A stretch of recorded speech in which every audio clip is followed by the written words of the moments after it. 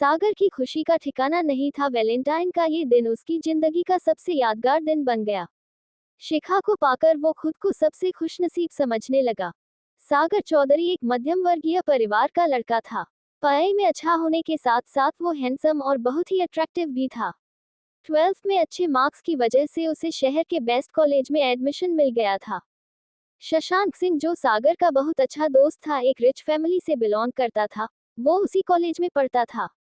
शशांक के पापा एक सफल बिजनेसमैन थे, तो उसके घर में किसी चीज की कमी नहीं थी।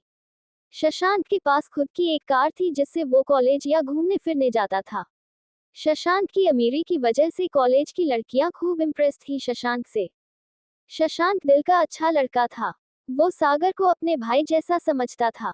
दोनों साथ में शशांक की कार में घूमते और कॉलेज आते जाते थे। सागर को अच्छे और महंगे गिफ्ट्स देना शशांक को अच्छा लगता था। कॉलेज में बाकी स्टूडेंट्स सागर को भी अमीर समझते थे। शशांक के जन्मदिन की बात है। उसने अपने जन्मदिन पर एक शानदार पार्टी अरेंज की थी। कॉलेज के काफी स्टूडेंट्स आए हुए थे पार्टी में। उनमें से एक वो भी थी जिसने उस रात सागर को बेचैन कर दिया। शिखा नाम था उसका।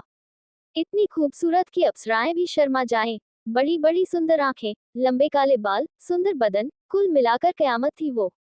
पार्टी में सभी की निगाहें शिखा को ही घूर रही थी।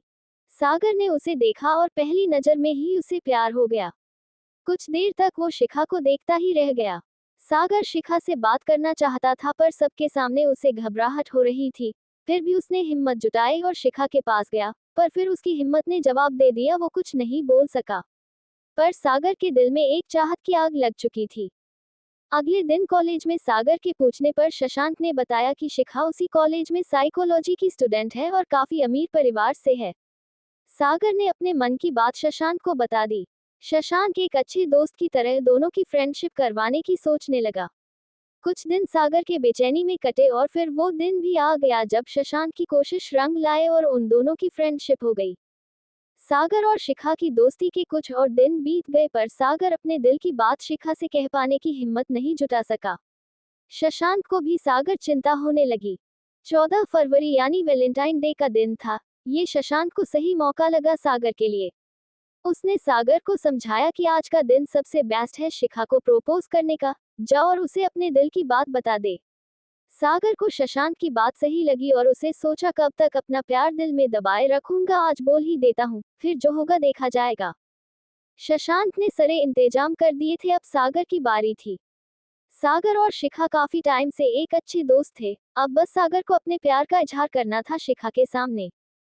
जब शिखा आए तो उसे देखते ही सागर का मन हुआ कि शिखा को गले लगा ले और आई लव यू बोल दे, पर उसने खुद पर कंट्रोल रखा और शिखा को हाय बोलकर कुछ देर उससे बात की। फिर उसने अपने दिल की बात शिखा से बताई और उसने प्रपोज कर दिया।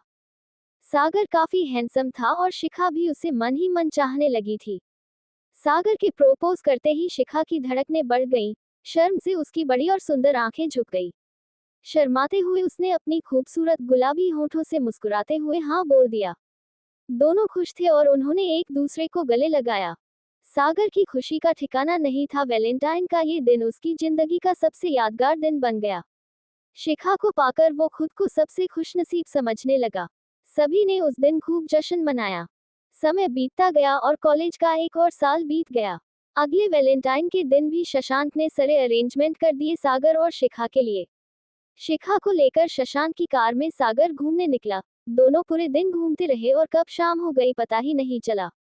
कार में ही बातें करते हुए एक समय ऐसा आया जब सागर को लगा कि शिखा उसे किस करना चाह रही है, क्योंकि शिखा लगातार उसके चेहरे की तरफ झुकती जा रही थी।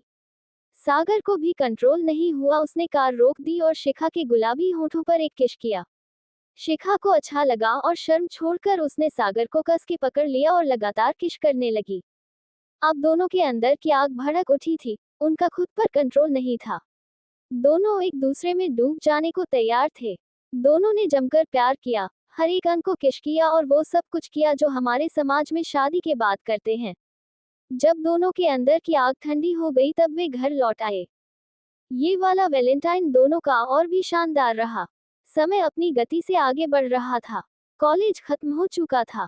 सागर को अच्छी जॉब मिल चुकी थी। शशांक अपने फैमिली बिजनेस में इन्वॉल्व हो गया था, पर शिखा को अभी और पढ़ाई करनी थी। सागर की जॉब की वजह से अब शिखा से काम ही मिल पाता था, पर जब भी मौका मिलता दोनों जरूर मिलते थे। जहां सागर बहुत ही सिंसियर और परवाह करने वाला लड़का था, वहीं शिखा मस्त मौला स्वभाव की थोड़ी जिद्दी और बेपरवाह लड़की थी। सागर की एक खास आदत थी डायरी लिखना। उसमें वो अपनी और शिखा की भी हर बात लिखता था। एक बार संडे के दिन जब वो मिले तब सागर ने शिखा से शादी की बात कही, पर शिखा की बात सुनकर सागर हैरान रह गया। शिखा ने बोला, मुझे अभी बहुत कुछ करना है। मुझे स्टडी के लिए ऑस्ट्रेलिया जाना है अगले महीने।